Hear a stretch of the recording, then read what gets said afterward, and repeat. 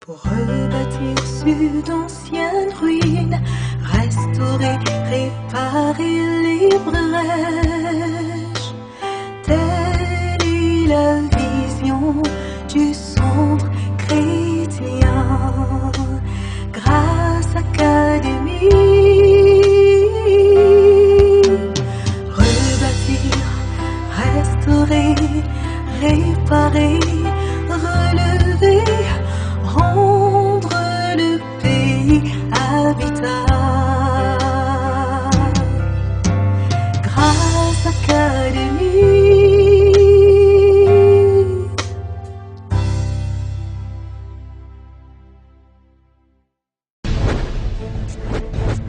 Je ne suis pas de ceux qui prêchent un évangile de malheur. Je ne suis pas en train de vous dire que toute la vie chrétienne se résume en pressoir. Et tu vas souffrir. Plus tu souffres, plus tu es chrétien. Non. Il y a quelque chose en toi que les gens ne vont pas découvrir.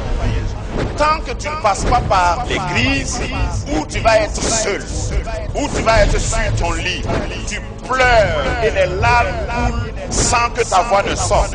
Je conviens que la plupart des chrétiens visent la couronne. On veut être victorieux. On veut régner avec Christ. Mais avant de t'asseoir dans les lieux célestes, avant de prier, avant de s'asseoir sur son trône, avant de prendre autorité, domination sur toute la terre, est-ce que tu te rends compte que pour pouvoir effectivement manifester ton règne en tant que fils de Dieu, tu dois pouvoir passer le test de la crise, de la croix, avant de recevoir ta couronne. C'est ça la manifestation des fils de Dieu.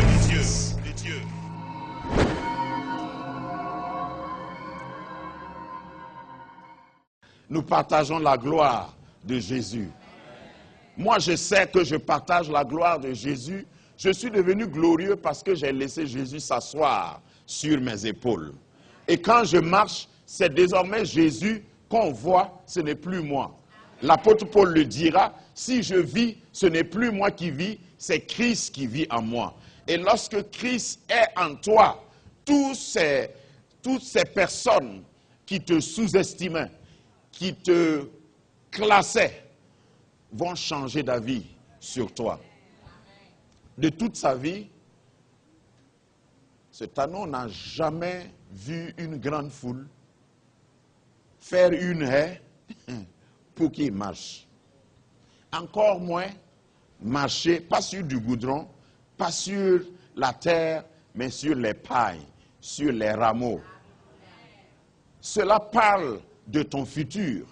Lorsque tu rencontres Jésus, il y a des gens qui ne t'aimaient pas. Au fait, quand les gens étalaient leurs habits, ils ne pensaient pas à l'âne. Mais dis à ton voisin, je vais profiter.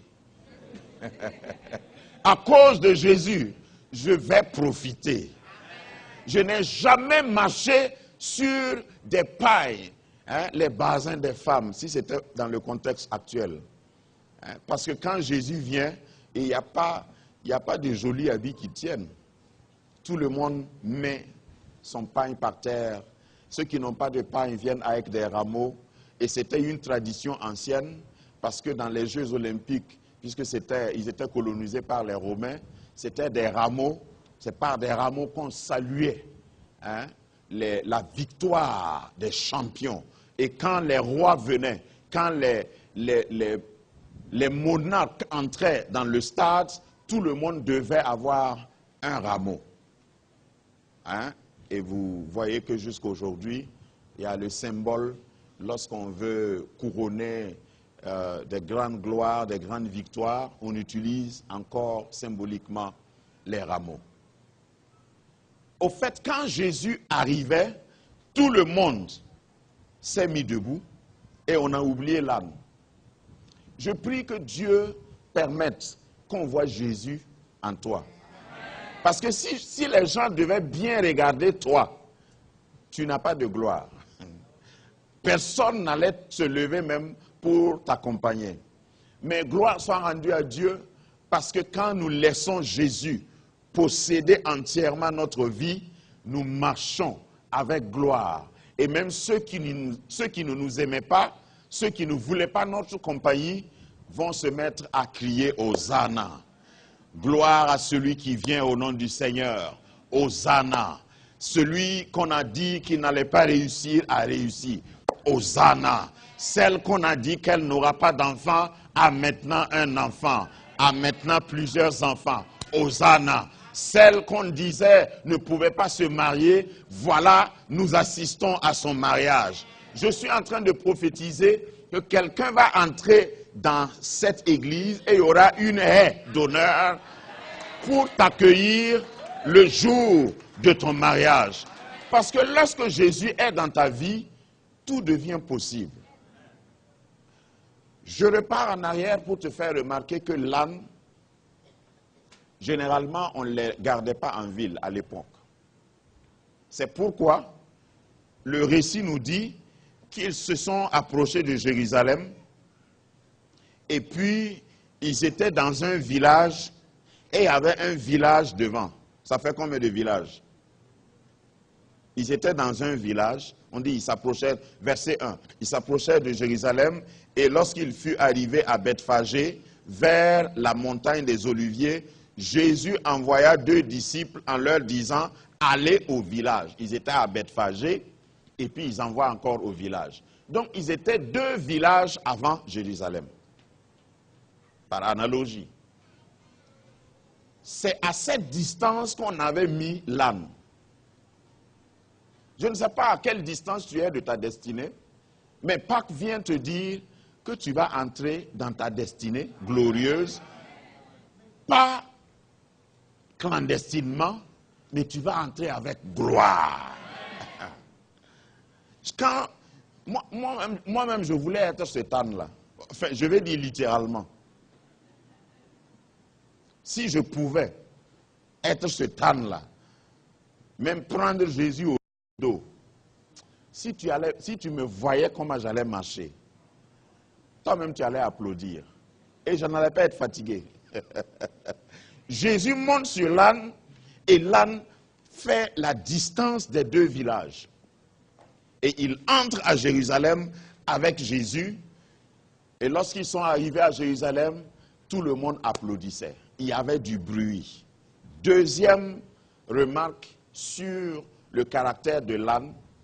Lorsque l'âne marche et puis vous faites trop de bruit, il devient têtu. Il devient perturbé.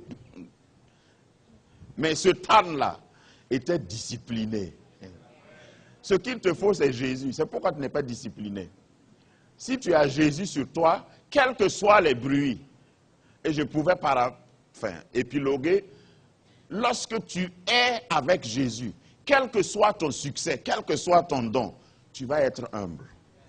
Tu vas être discipliné. Tu vas marcher sagement. Parce que tu sais que c'est à cause de celui qui est sur toi là qu'on applaudit. Ce n'est pas à cause de ton don. Calme-toi. Demande à ton voisin, est-ce que tu sais que tu étais au-delà de Bethphagée? Tu étais loin de Jérusalem. C'est à cause de Jésus que tu peux entrer à Jérusalem. Donc ne t'enorgueillis pas. Quel que soit ton don, il faut savoir que c'est quelqu'un qui est sur toi qui te donne de la valeur. Quel que soit ton titre, parce qu'il y a beaucoup de titres maintenant, je ne vais pas les citer, vous les connaissez. Les titres ecclésiaux, pentecôtistaux, baptistaux, évangélicaux, ramifications. Vous pouvez avoir tous les titres, mais si Jésus n'est pas sur vous, vous êtes... Je voulais que vous complétez. Vous êtes seulement un âne sans valeur, un âne sans entraînement. Mais comme Jésus est sur toi, oh, tu ne peux même plus marcher pieds nus. Les sabots de l'âne sont posés maintenant sur des habits somptueux.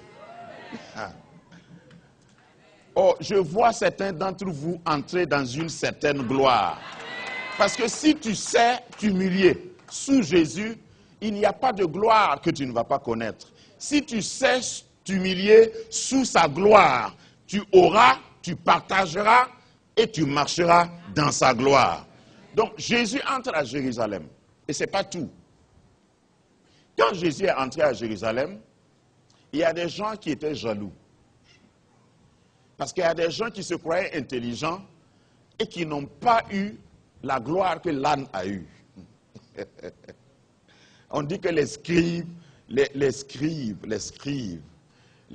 c'est ceux qui recopient la Bible. Hein? Ils connaissaient très bien la Bible. Et vous pouvez connaître la Bible sans avoir la révélation. Hein? Ça, c'est la religion. La religion connaît la Bible. Ceux qui sont en relation ont la révélation. Ça fait deux choses différentes. Quand vous avez la révélation, vous avez la liberté. Parce que quand Jésus dit, vous connaîtrez la vérité, ce n'est pas l'écrit, ce n'est pas la lettre, mais la révélation. La révélation de sa parole rend sage. Donc quand les scribes qui connaissent la loi, mais qui ne connaissent pas, qui n'ont pas la révélation, ont vu Jésus entrer, ils l'ont interpellé. Et ce n'est pas la première fois. Une autre fois, les gens ont crié et les scribes, les mêmes scribes ont dit, il faut dire à tes disciples là de se taire. Ils font trop de bruit. Peut-être que pendant qu'on louait, ton voisin voulait que tu te taises. Mais il faut être un Bartimée quelquefois. Il y a des jours où quand je viens à l'église, je me nomme Bartimée, fils de Timée. De toute façon, tu peux m'appeler aveugle, mais je ne serai pas aveugle pendant longtemps. Parce que dès que je rencontre Jésus, la cécité prend fin. On dit que le jour que Bartimée a entendu, on n'a pas dit qu'il a vu, il a entendu que Jésus passait, il a crié. Parce que Dieu ne te retire pas tout. Dieu est assez bon pour te laisser au moins quelque chose. Bartimée n'avait pas de vue, mais il avait une voix. Donc certainement c'est son cri là qui était dérangeant. C'est pourquoi même les disciples ont dit, il faut te taire. C'est quoi ça? Pour prier là, est-ce qu'on a besoin de crier comme ça? Dieu est dans le cœur. Faut. Alléluia. Parce qu'il y a toujours des disciples de Jésus dans nos églises aujourd'hui. Hein. Je vais dire disciples de Jésus, ancienne version là. Qui,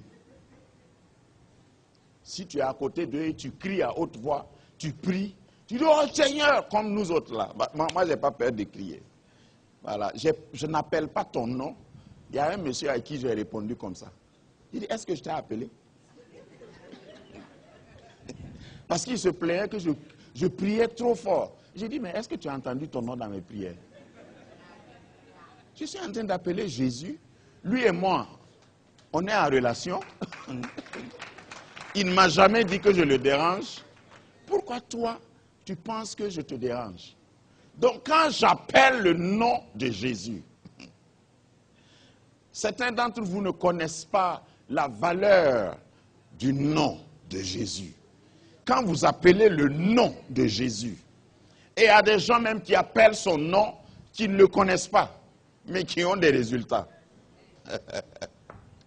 Parce que le nom de quelqu'un peut t'introduire plus loin que tu pouvais aller. Une fois, j'ai invité des gens ici, et je leur ai dit, quand vous arrivez, dites à ceux qui accueillent là, que vous êtes les invités spéciaux de Papa Kiem Toré. Quand ils sont arrivés, ils ont dit, il n'y avait pas de place, hein, mais on les a amenés asseoir à la deuxième rangée ici. Donc après, ils ont dit, ah vraiment, on a été bien accueillis. J'ai dit, ouais, c'est comme ça. C'est à cause de mon nom.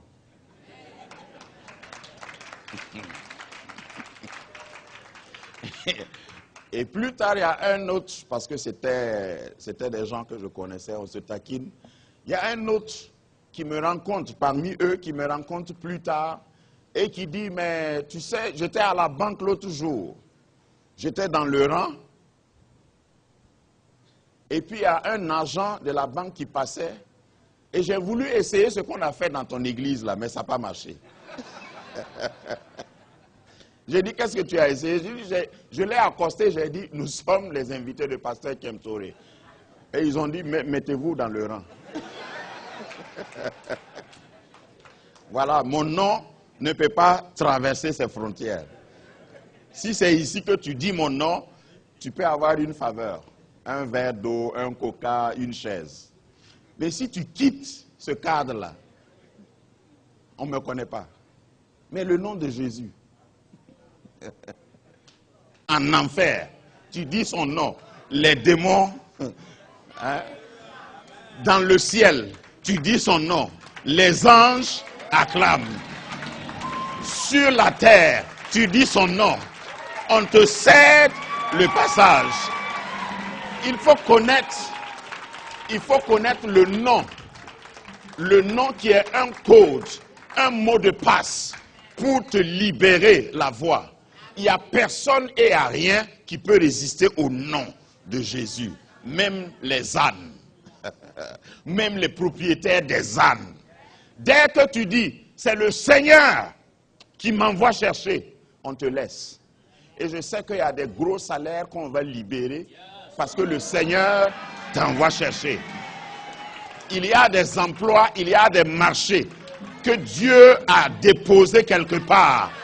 Et lorsque tu pars en son nom, on va, sans autre question, on va te laisser partir. Parce que 2 villages, je ne connais pas la distance, je n'ai pas eu le temps de calculer, mais c'était une longue distance. Et le propriétaire des ânes ont laissé les disciples détachés. Et imaginez, on a détaché les ânes, et puis ils partaient, et le propriétaire dit, « Hey, vous allez où? Comme on peut arrêter un voleur? » Et toute la réponse est, le Seigneur en a besoin. Et puis ils disent, oh, pas plus. Quelqu'un va te libérer. Il va te laisser partir. Quand je dis quelqu'un, j'inclus même le diable. Ils vont te laisser partir. Tous ceux qui veulent te retenir te laisseront partir. Parce que si le tombeau n'a pas pu garder Jésus, ce n'est pas une personne, ce n'est pas un démon qui va garder Jésus. Je vais détailler davantage dimanche prochain, mais vous voyez, quand Jésus a été crucifié et qu'on l'a descendu, les mêmes scribes-là avaient conscience que pendant son ministère, Jésus avait dit, si vous détruisez ce temple, dans 3 jours, je ressusciterai. Donc, comme ils connaissent la Bible, les scribes, donc, les mêmes qui se sont opposés ici, là, ils ont dit, sont allés vers Pilate, ils lui ont dit, voilà ce qu'il avait prophétisé. Le monsieur là, il nous dérange. Maintenant qu'on a pu le tuer, il faut tout faire pour que les disciples là ne volent pas son corps. Parce que nous, on est convaincus qu'il ne peut pas ressusciter. Voilà ce qu'ils pensaient.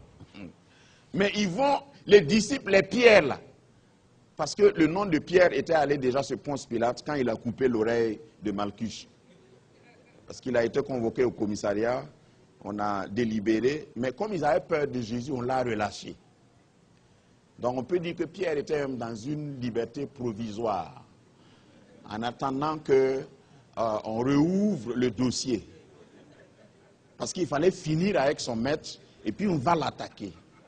Vous comprenez maintenant pourquoi les disciples étaient dans une chambre haute enfermée? C'est Pierre qui a causé tout ça.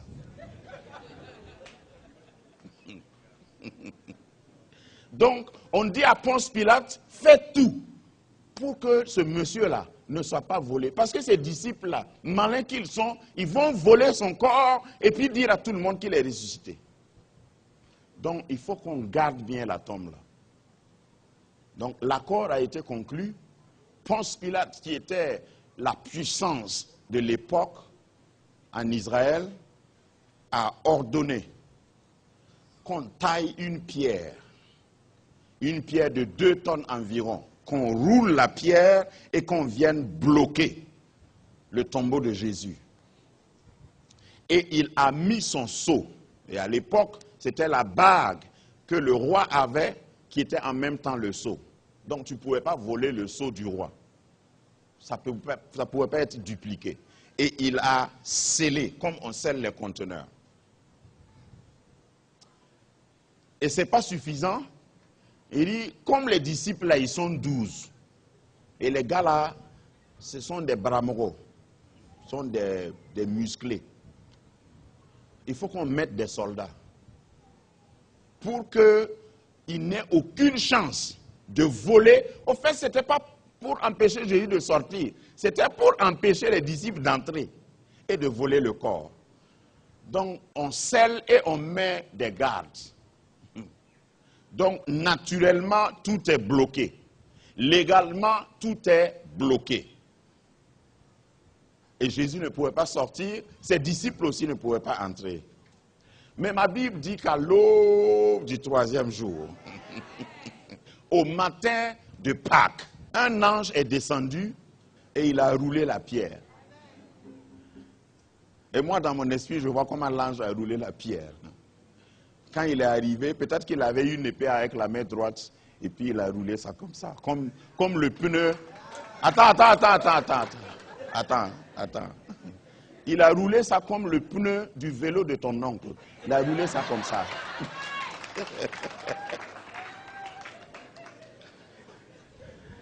Et puis comme c'était 2 tonnes, l'ange pouvait s'asseoir dessus. Et il s'est assis dessus. Et bravo aux femmes.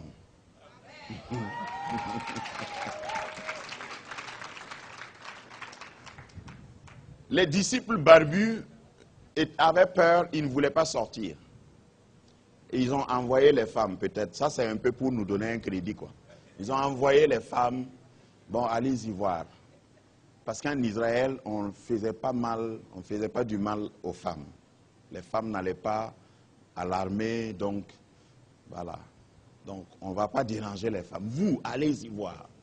Donc, elles sont allées et elles sont entrées. Donc, avant d'entrer, ils ont vu l'ange.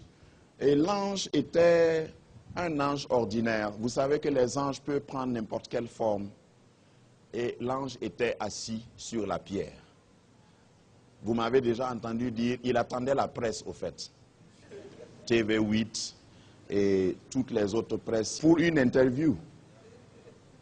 Voilà, Grâce Média. Hein? Pour dire, monsieur l'ange, qu'est-ce qui s'est passé ici ce matin? Est-ce que vous avez été témoin? Comment se fait-il que la pierre est roulée et les gardes là sont des cadavres? Parce que moi je crois qu'ils ont duré là-bas. Ceux qui gardaient la tombe là. La Bible dit qu'ils sont tombés raides morts. Qui va les ressusciter? Quand ton ennemi tombe raide mort, tu as prié pour lui. Il faut laisser, il va durer un peu dans raide mort là. Certainement, ils se sont levés après, mais l'ange, je ne pense pas que l'ange a fait un ministère pour leur dire, vous savez, je n'ai rien contre vous, levez-vous, allez voir vos femmes. Non! Il les a laissés là. Donc, les journalistes sont venus trouver les gardiens raides morts, couchés. Et c'est l'histoire de quelqu'un que je sens de détailler comme ça. Ceux qui te gardaient là vont tomber raides morts. Et on va venir faire le constat. Et l'ange de dire à tous ceux qui venaient, vous cherchez qui ici? Circulez, il n'y a rien à voir. Vous n'avez jamais été sur une scène de crime où les policiers là, quand vous vous arrêtez pour regarder, ils disent, hey, circulez. Il n'y a rien à voir ici. Et aux femmes qui étaient zélées, l'ange dit, vous cherchez quoi? Pourquoi cherchez-vous parmi les morts celui qui est vivant? On va changer ton nom. Tout le monde dans le village t'a appelé mort. Dieu vient te donner un nouveau nom, vivant. Ça, c'est l'histoire de Pâques. On croyait que ta société là, c'était fini. Ton mariage là, c'était fini.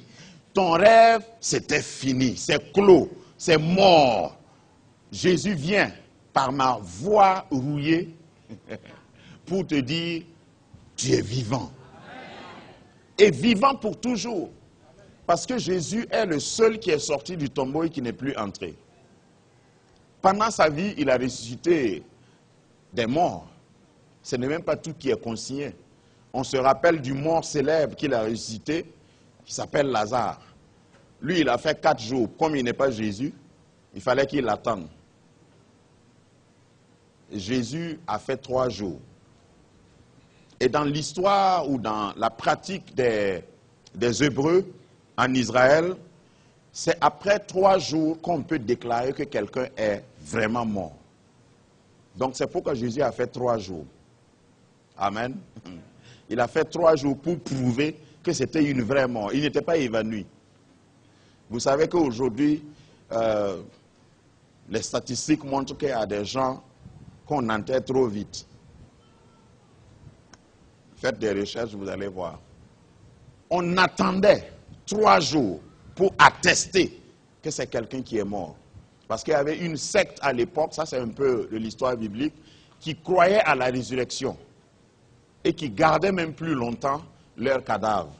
Donc Jésus, pour établir tout ça, il est resté 3 jours. 1 jour suffisait pour qu'il ressuscite. Hein? Au fait, quand on l'a descendu de la croix, c'était déjà une attestation qu'il est mort. Parce qu'on est allé pour fracasser ses pieds et on a trouvé qu'il était déjà mort. Afin que s'accomplisse la parole de Dieu, la prophétie qui dit qu'aucun os ne sera brisé du serviteur de l'Éternel. Et donc on l'a descendu mort. Au moment où on le descendait là, il pouvait dire « Hé, hé, hé, hé, laissez-moi ». Et puis tous ceux qui le descendaient là allaient mourir. Parce que si tu veux laver un mort et puis il rit, il sourit.